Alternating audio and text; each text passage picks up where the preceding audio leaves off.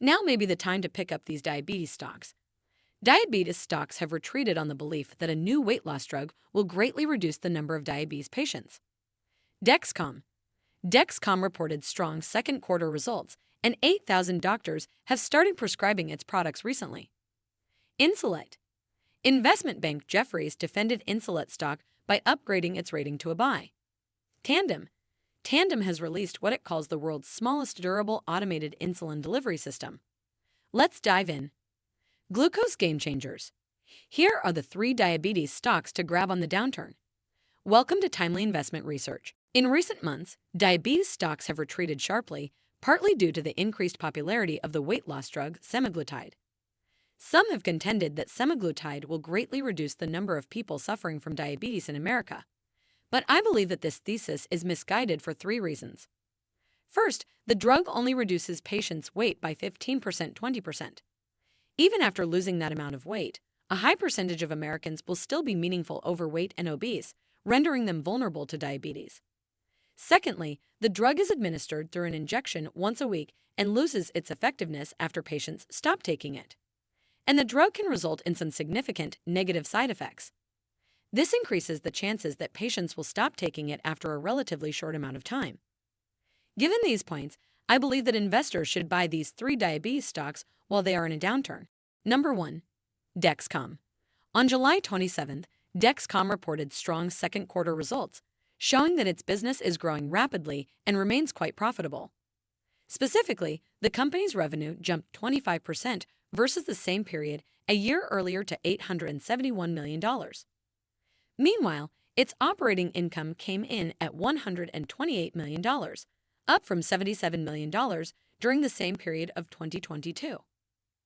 Also encouraging is the fact that since Dexcom released its new G7 glucose monitoring device, 8,000 new doctors who had not previously prescribed Dexcom's devices have started prescribing the G7.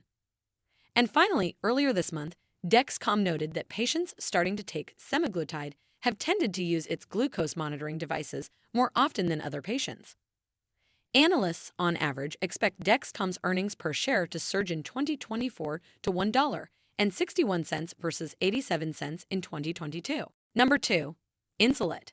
Matt Taylor, an analyst at investment bank Jefferies, recently raised his rating on Insulet to a buy from hold, citing the stock's 50% drop between May and September.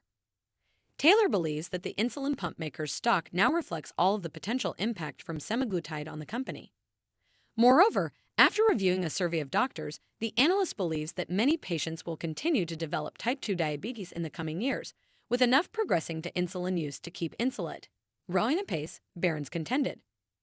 Put another way, Taylor wrote that Insulet's growth opportunity will not be materially ruffled by weight loss drug use. Analysts, on average, expect Insulet's earnings per share to come in at $2.24 next year, up from $1.28 in 2022, showing that the company's profitability is growing by leaps and bounds. Number 3. Tandem Diabetes. Like Insulet, Tandem makes insulin pumps for diabetes patients. Tandem Diabetes stock has tumbled roughly 50% since mid-April.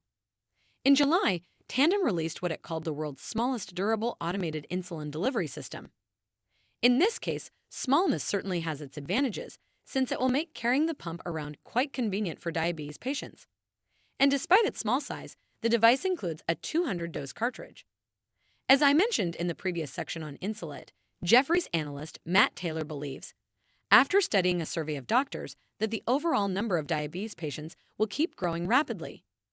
Consequently, he expects Tandem to continue growing rapidly going forward too.